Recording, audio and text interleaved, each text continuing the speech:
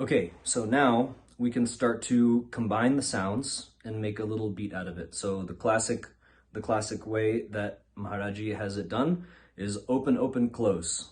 Okay, this is the general pattern, open, open, close. So we'll start with the quiet version, the quietest version of open, open, close. So what's that going to be? It's going to be one open and then this one closed on the edge. This is the quiet. So let's say pud, mood. Okay, you can go.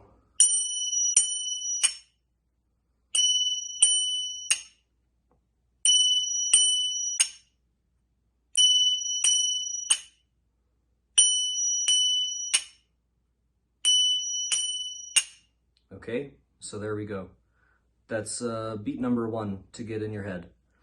And you can see also how the hearing is important because especially with such a slow and quiet and inward sort of mood, if you get the timing off, it sounds not right. And it's very obvious because everything is so quiet and sort of delicate feeling. That's very important for you to hear so that you can hit the beat on the beat. If you're not listening, then you're not going to hear where the beat is. You have to listen. I cannot stress this enough. So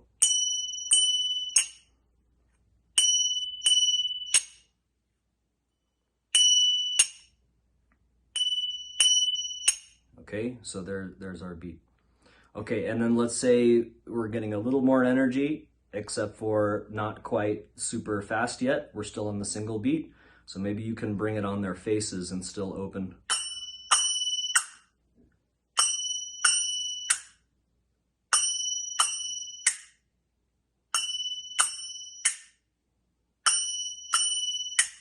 A little bit louder, right? A little more sound going on. So this is maybe good, like little step up. So I would say practice those two a lot, like a lot. Practice them to get them to sound good. This is, yeah, so there we go. And then what would be next step? Next step is both open. So we can open both like this. And on the back side, I'm lifting my thumb.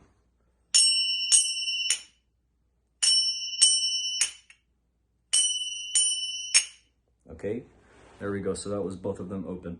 Both of them open on their face. This is the loudest it's going to get. And we're still on the single beat.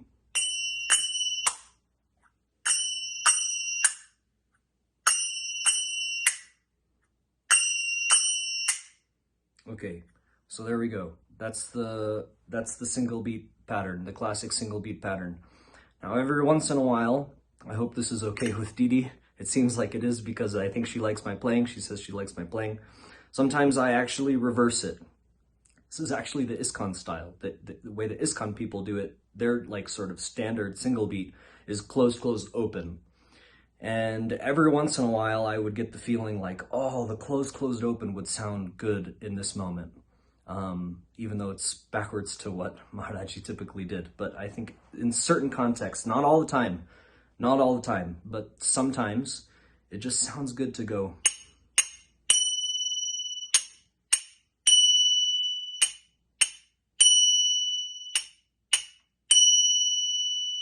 Okay, it's nice to keep the ring, you know, the ring just sort of, and then that can be sort of the bit, and then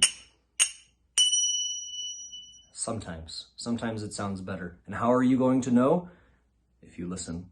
You have to listen and get the feel for what is going to sound good and what's not going to sound good. Okay.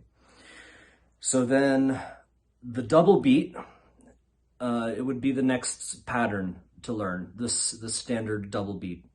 So the double beat is actually, it's the same pattern actually, it's just twice as fast. Okay. Same pattern, just twice as fast.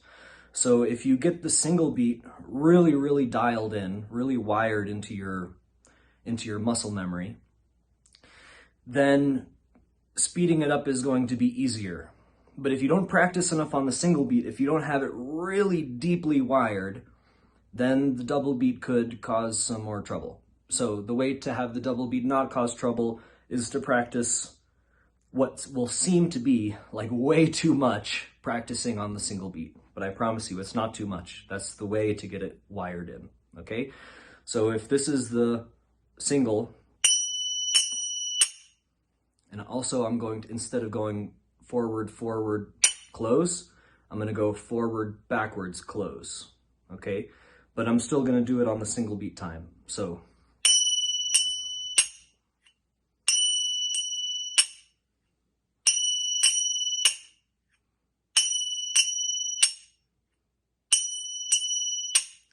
Now, getting the back and forth pattern, this is going to be really important whenever you start to go fast on the double, okay? Because if you're stuck and you can only do it hitting the bell forward, then on the double, you're gonna be really limited in how fast you can go. But if you can go back and forth, if you can hit them both back and forth, and you see how I kind of have to change the angle a little bit as you go forward, if you can get that pattern really dialed in, then